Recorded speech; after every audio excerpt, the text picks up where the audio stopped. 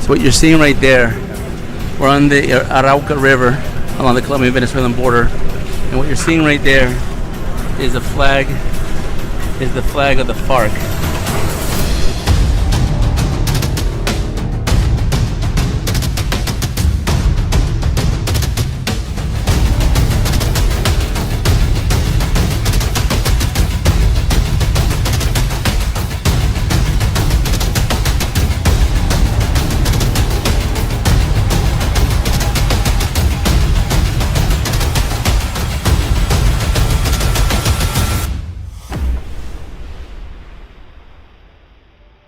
I'm here in Colombia because Colombia is facing the largest immigration crisis of its lifetime.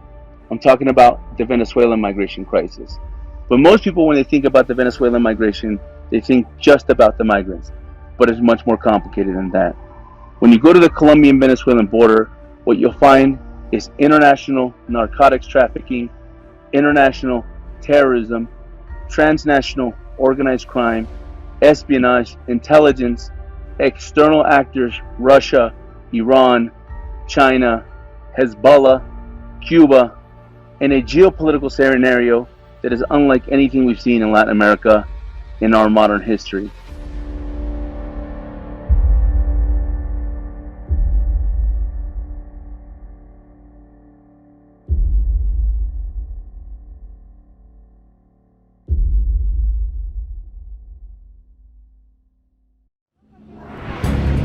Gracias.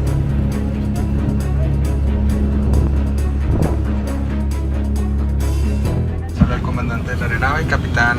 Les damos la bienvenida al vuelo Easy Fly 9148 con destino a la ciudad de Arauca.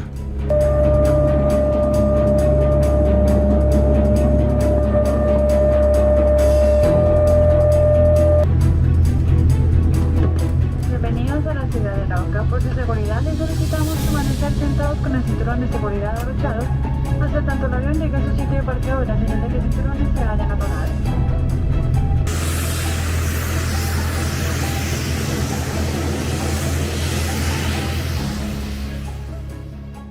We've arrived in Arauca City, the capital of the Arauca province in eastern Colombia on the border with Venezuela. Arauca is a conflict zone that sees almost daily attacks against the Colombian military and police.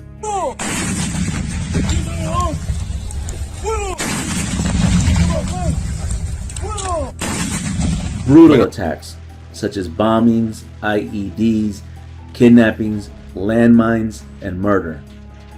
The almost 190,000 people that live here in the Arauca province live in constant fear because of a variety of violent cartels and terrorist groups that impose their own rules and social control.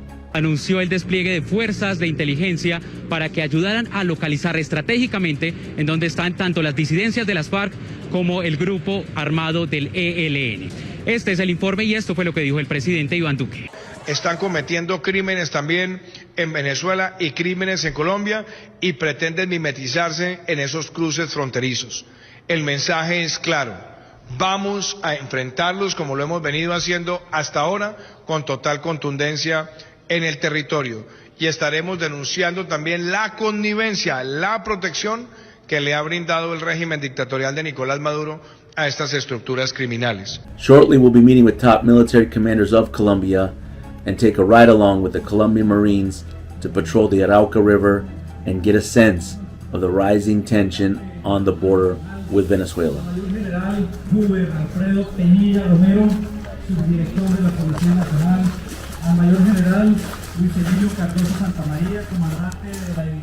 This is a Colombian Marine base. It's called 20 de Julio.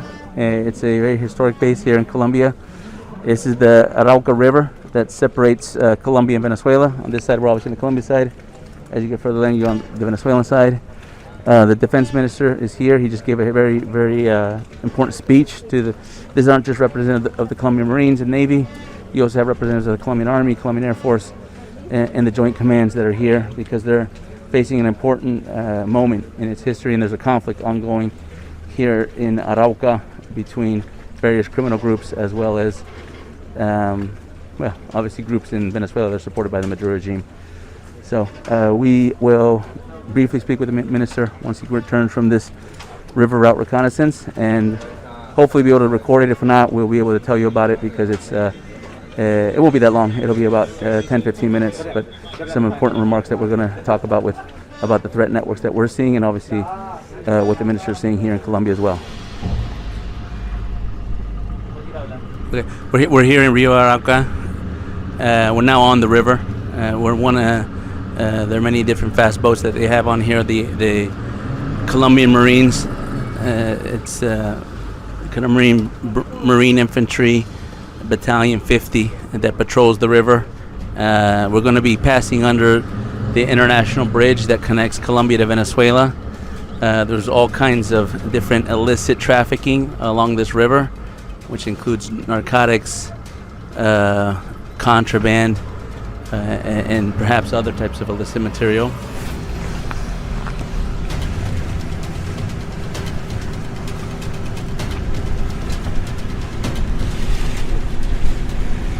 So what you're seeing right there, we're on the Arauca River along the Colombian-Venezuelan border, and what you're seeing right there is the flag of the FARC.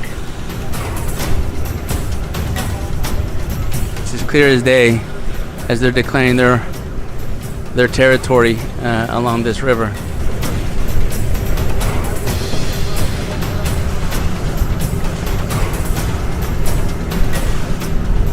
As far as symbolism goes, it's pretty clear the presence of illicit activity and illicit actors on this side of the river.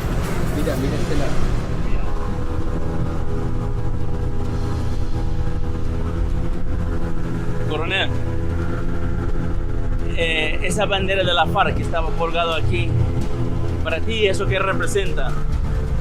Bueno, eso puede tener muchos significados. En primera instancia, una señal clara y evidente de la presencia de las FARC en el territorio venezolano. La protección que el régimen de Maduro, no desde ahora, sino desde hace mucho tiempo, le ha brindado a este grupo de criminales y terroristas, también puede representar o representa una afrenta, un desafío de parte de este grupo de criminales, porque si usted se da cuenta, está colocada desde el lado venezolano, casi pues en el lado venezolano, pero es una clara provocación de colombianos perversos, de colombianos malos que están en el otro lado amparándose detrás de un régimen corrupto y criminal para cometer acciones contra su misma patria, contra su misma nación. Unfortunately, we had to cut our trip on the Arauca River short because other platoons of Colombian Marines patrolling further up the river found a dead body in the water laced with explosives. But that was in September. Now, things have gotten worse.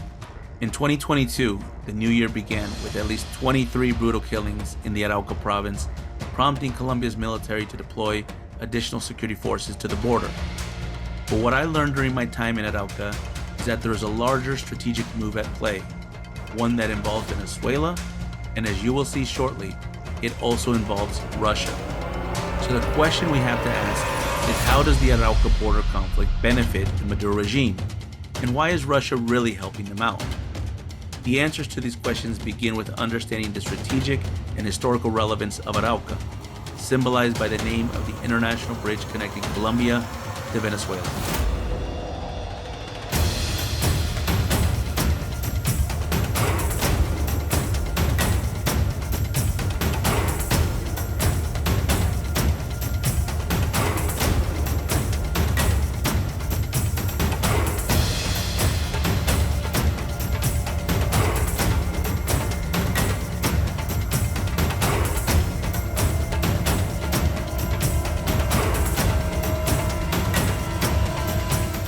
Cuando el traidor José Antonio Páez, que cruja en su tumba, que aquí está, no debería estar aquí desde mi punto de vista, el traidor José Antonio Páez en este panteón.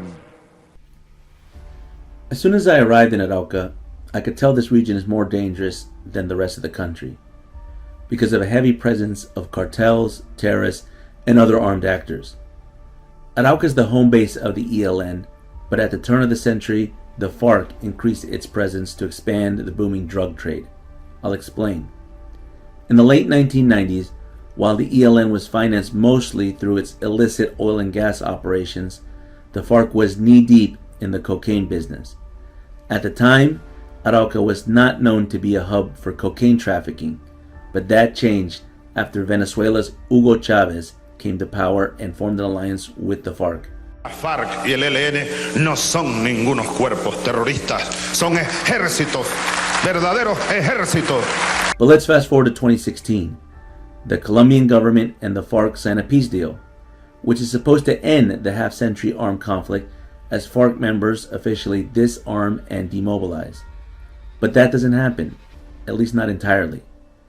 Various FARC dissident groups who either did not join the peace deal or broke away from it began forming new fronts and rebuilding its armed militant structure throughout Colombia. According to the Colombian army, as of this year, in 2021, the FARC dissident groups have more than 2,500 armed combatants and almost 1,800 residual forces distributed in 38 groups spread across Colombia. In essence, the FARC dissidents have now started a new armed struggle, what they call the Second Marquetalia, the name of the birthplace of the FARC. Lo que viene sucediendo en Arauca es un hecho premeditado de las disidencias de las FARC, Frente Décimo, por parte de alias Ferney, que viene desarrollando una práctica atroz de llevar colombianos al otro lado de la frontera venezolanos, asesinarlos y luego traerlos dejados de este lado de la frontera. O traer, como en este caso de algunos de los 7 que han sido encontrados por el delito de homicidio a este lado de la frontera, de traer extranjeros, venir aquí a Colombia y dejarlos aquí a este lado de la frontera. When talking to many of the Colombian military commanders and police officials, it's evident that things are not as they seem in Arauca. Let me explain. The situation in Arauca took a turn for the worse when on March 21st, Venezuela's Maduro regime launched an offensive in the Apure state on the Venezuelan side of the border. This provoked a direct clash between the Venezuelan military and the Martin Villa 10th Front of the FARC, led by dissident leader alias Gentil Duarte. The epicenter of this armed conflict was in La Victoria, a small town on the Venezuelan side of the banks of the Arauca River. The clash between the Maduro regime's military and the 10th Front of the FARC lasted months and led to several Venezuelan soldiers killed and some captured but later released. La otra noticia nos llega desde Venezuela, donde se registra un nuevo enfrentamiento armado. Los combates serían entre las disidencias de las FARC, que comanda alias Ferley, y la Fuerza Armada Nacional Bolivariana. It also forced a migration of more than 4,000 Venezuelans fleeing to Arauquita, a town on the Colombian side of the border. But here's the complex part. The 10th Front of the FARC is not part of the Second Marquetalia, which is the other faction of the FARC dissidents. Remember, the Second Marquetalia is allied with the Maduro regime in Venezuela, but the 10th Front, led by Gentil Duarte, is not. This means that the war in Arauca features two factions of the FARC fighting each other, one alongside Maduro's military forces and the other attacking Maduro's military forces. Many analysts chalk this up to infighting among criminal groups for control of the cross-border illicit trade. That could be the case, but that analysis ignores the strategic benefits that the Maduro regime reaps from the Arauca conflict. Si nosotros tenemos una guerra con Colombia, se la vamos a hacer en su territorio. Comete un error de cálculo, creer que la guerra va a ser en territorio venezolano. Pónganse a creer. Benefits that only come because the Maduro regime started an ongoing war in Arauca among irregular and illicit actors that has intensified over time and created chaos on the Colombian-Venezuelan border. After having many private conversations with the region's police and military, it is clear to me that the Arauca conflict is more than just FARC infighting. It provides the perfect pretext for the Maduro regime to deploy a stronger military presence in the Apure state on the Venezuelan side of the border. This includes militarizing the Guasdualito airport with Chinese-made K-8 combat planes and Russian-made Orlan-10 unmanned aerial vehicles, which are the same reconnaissance drones used for electronic warfare that have seen action in Ukraine, Syria, Libya, and in the Nagorno-Karabakh border conflict.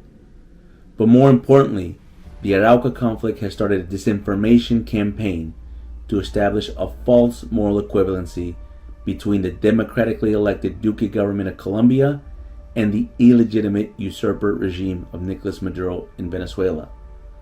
On May 13th, a spokeswoman for the Russian Foreign Ministry called for the Colombian government to meet with its Venezuelan counterparts as she praised the Venezuelan armed forces for fighting against drug trafficking and irregular armed groups.